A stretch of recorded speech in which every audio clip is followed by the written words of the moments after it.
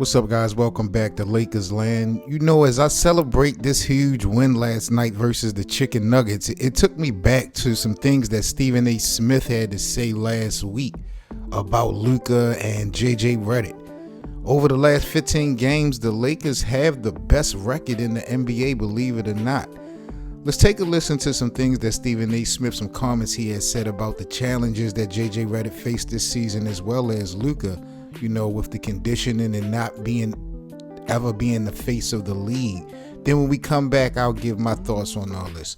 Do me a huge favor, hit that thumbs up button as we lock in. What the job that J.J. Redick has done, very meticulous, very on it. He's doing the kind of job I expected him to do, but he's got shoes to fill. We have to remember Darvin Ham took this team his rookie year as a head coach to the Western Conference Finals. When they lost in the first round last year, it was to the same team they lost to in the Western Conference Finals who ended up winning the championship. That was the Denver Nuggets. Last year, we were making a legitimate argument that if it were not for the Denver Nuggets, there was no team in the West that the Lakers could not beat. So the number one priority, CC, would be to avoid the Denver Nuggets at all costs because you ain't beating them. And outside of that, again, if you go up against anybody else and you end up going to the Western Conference Finals, I'd say that's a huge success for them. My personal opinion is I don't believe an international player can be the face of the NBA. I know they're global iconic figures, their popularity extends globally, but the NBA is an American-born sport. And it needs to resonate in America. And if it doesn't resonate in America, then it's not going to matter to America how you resonate beyond.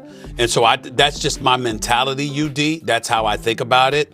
Not to say they can't be popular or what have you, but I just think about it that way. Shannon, as to your point that you made yesterday, UD wasn't here when you made it. I understand your point, and you're absolutely right. You can't want something more for somebody else than they want for themselves. And I totally get that. But that doesn't mean I'm not entitled to my wish list. And my wish is that Anthony Edwards changes his mind. And the reason why is because, my favorite players are him and Steph Curry. And where I fell in love with Anthony Edwards wasn't with the dunks or whatever. It was when the playoffs showed up last year and that brother was giving it to the Phoenix Suns. That to me was the nail in the coffin, UD, because he was talking major smack to his idol, Kevin Durant. And he was going after, and remember, I'm somebody that feels very, very highly about Devin Booker. I think Devin Booker's an absolute stud. I watched that brother get on the court against them brothers and just shrink them. Let them know there was levels to it, and I don't know who told y'all were on it, but y'all ain't, and went at them. What the job that J.J. Redick has done, very meticulous, very on it. He's doing the kind of job I expected him to do, but he's got shoes to fill. We have to remember Darvin Ham took this team his rookie year as a head coach to the Western Conference Finals. When they lost in the first round last year, it was to the same team they lost to in the Western Conference Finals who ended up winning the championship. That was the Denver Nuggets. Last year, we were making a legitimate argument that if it were not for the Denver Nuggets, there was no team in the West that the Lakers could not beat. So the number one priority, CC, would be to avoid the Denver Nuggets at all costs because you ain't beating them. And outside of that, again, if you go up against anybody else and you end up going to the Western Conference Finals, I'd say that's a huge success for them. I know in Tinseltown, sizzle matters. I would happen to know that I'm here right now. Okay, sizzle matters, all right?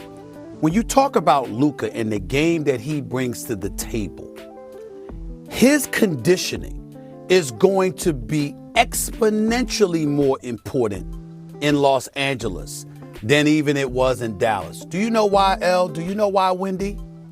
Because here, the show matters. That's why they called it Showtime when Magic was leading fast breaks in Inglewood all of those years when they were going to championship. When Kobe and Shaq ultimately came to the show matters, okay?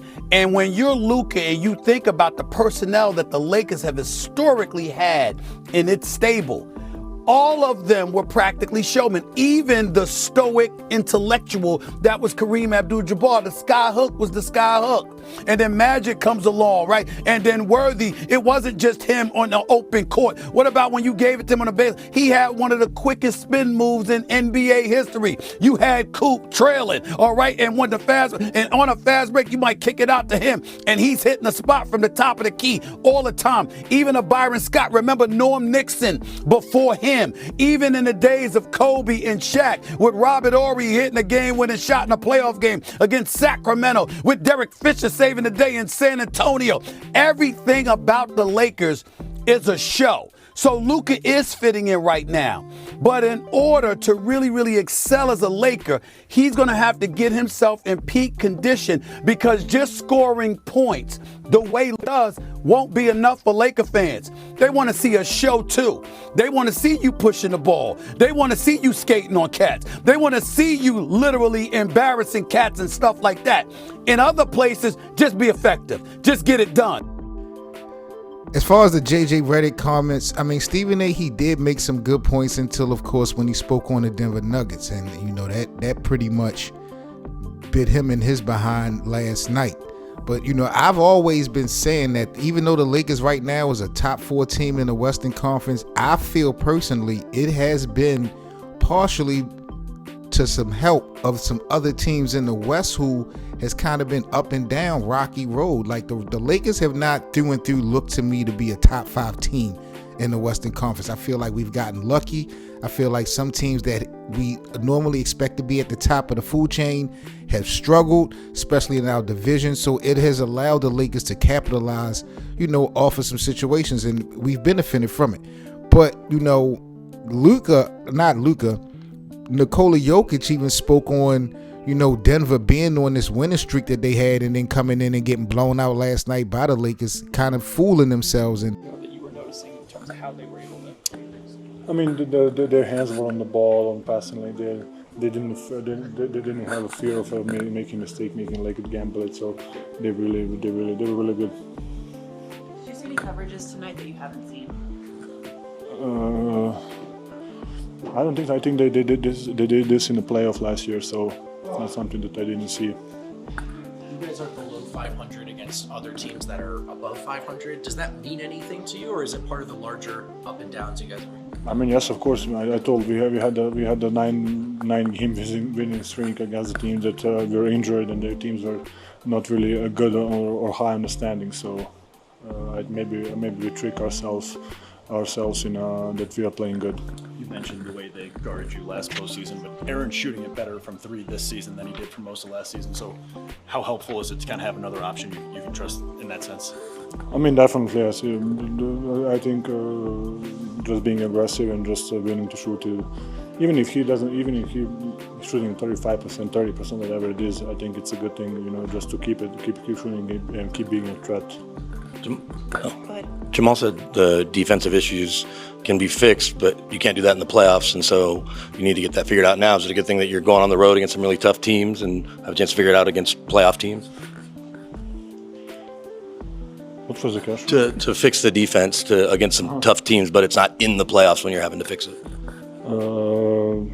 Yes, I mean, of course you want to fix the defense, and yes, we have a really good challenge, and hopefully we're going to use it. You know, being more physical, being more rebounding, but probably guarding one-on-one, be more focused.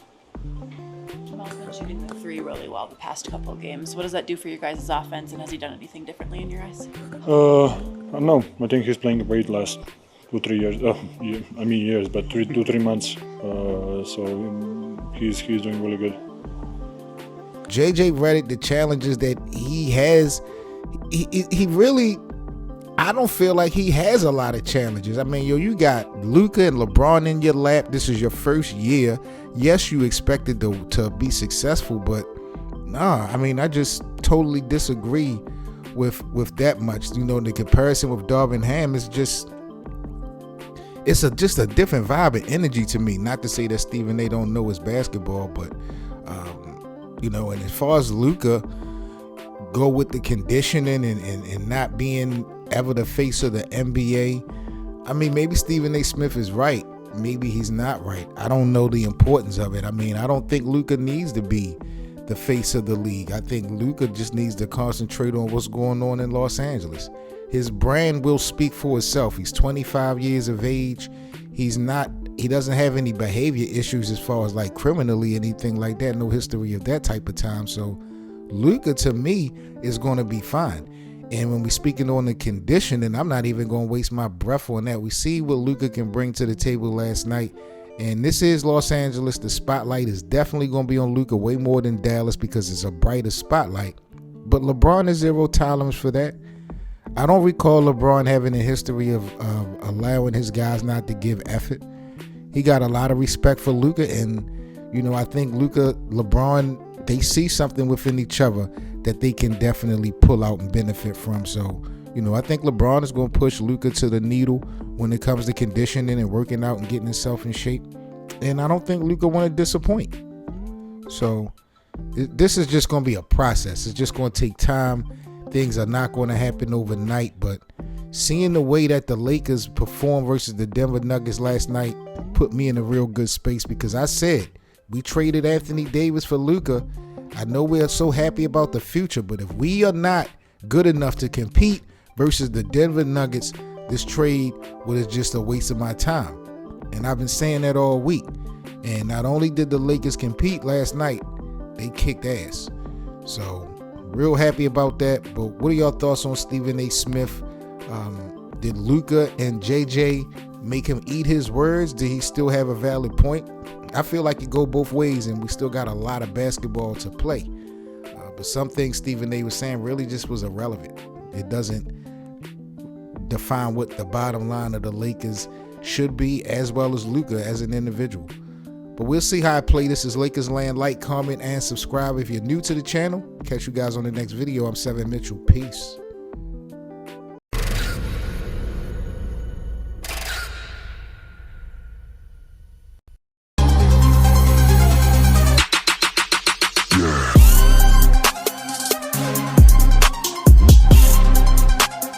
For all the latest news and debates on the Los Angeles Lakers, be sure to subscribe here to the Lakers Land platform.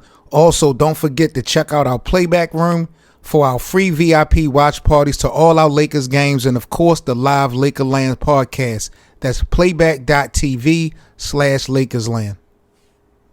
Oh my God, I love your outfit. Where did you get that shirt? It's from Lakers Land. They have a merch site with a bunch of stuff. You should really check it out. They always got something going on, not just basketball, but fashion too. Like, look at this shirt. Yeah, I'm definitely gonna cop more from Lakers Land.